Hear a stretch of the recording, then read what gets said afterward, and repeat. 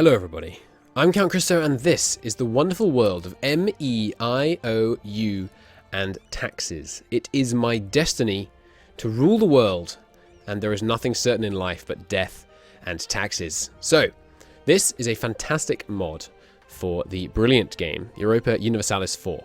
It's a very complicated mod, but it's not a mod that's extremely difficult to play, despite what you may have heard and despite what you may have thought when you first begun playing it.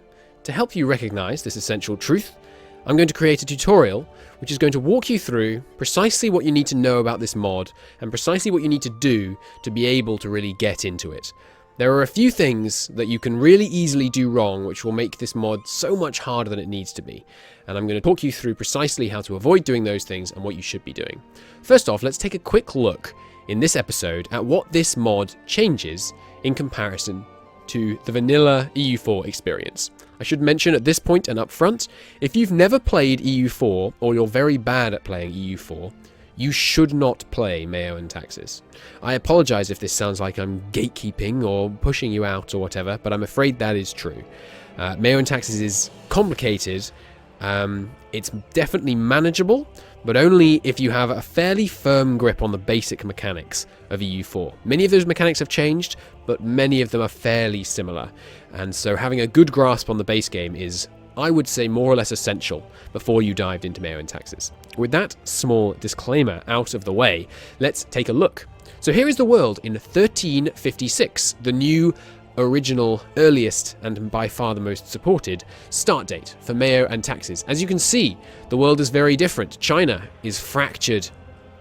We have no Timur Empire yet existing. The Ottomans are yet to claim more land in the Greek and Thrace region. France and England are locked in a war over the succession of Brittany. There's a civil war in Castile. Muscovy is weaker than they will be. There's a civil war in Sweden, etc., etc. The world is very different. This mod features a stupid number of new tags and new countries and new provinces. So let's turn the UI back on, which, as you can see, is beautified for MEIOU and Taxes, or looks a little bit different. I do very much like the way the UI looks. As you can see, there's an extraordinary number of tags in the HRE and many strange shaped provinces, which I shan't talk too much about, especially this one. And generally, the map has been heavily changed, focusing both on historical accuracy and just because more provinces in a region, I find, generally makes it more fun to play. You can draw more interesting borders and all kinds of good things that way. So, what else has it changed? Well, I haven't yet mentioned what could be considered the biggest change in MEIOU and Taxes, and that is that this whole world, every single one of the thousands of provinces in this entire world, has a very special province modifier. Let's look at Lombardia. You can see Lombardia has a population of 290.888 citizens. 1,000 citizens, that is. In other words, 290,888 people live in this province. And if we were to go to any province in the entire world, they will all have this population province modifier. Many of the bits of information in MEIOU and Taxes are hidden in province modifiers, or rather visible through province modifiers, if I were to be slightly less negative about it. This is a kind of way of jury-rigging things into the game, and it's really effective. It works very well. Now, why does population matter? It matters because it's dynamic. The whole population of the world will shift and change in accordance with your actions, the AI's actions,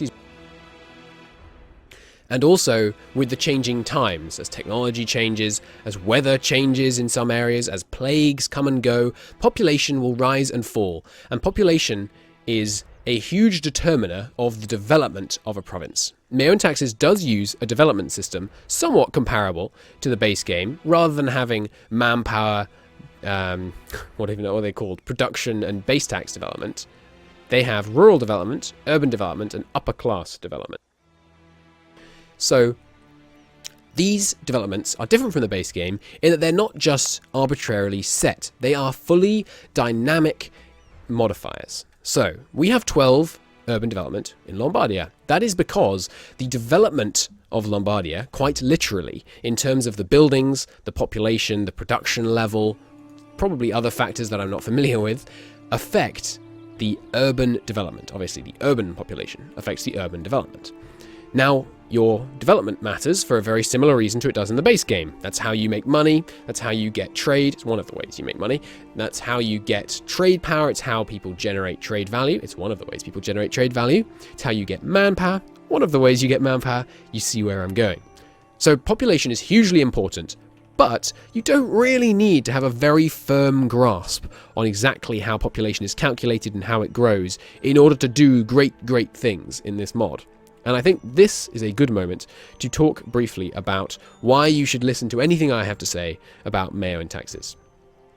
I will be the first to admit that I am not an expert. I haven't studied every facet of this mod. I haven't played it for, thousands and thousands of hours. I think I might have played it for 1,000 at this point, which is kind of frightening.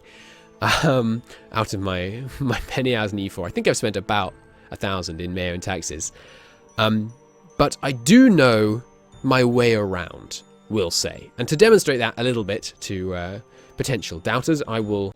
So here we are in the wonderful world I created in one of my YouTube series of MEIOU and Taxes.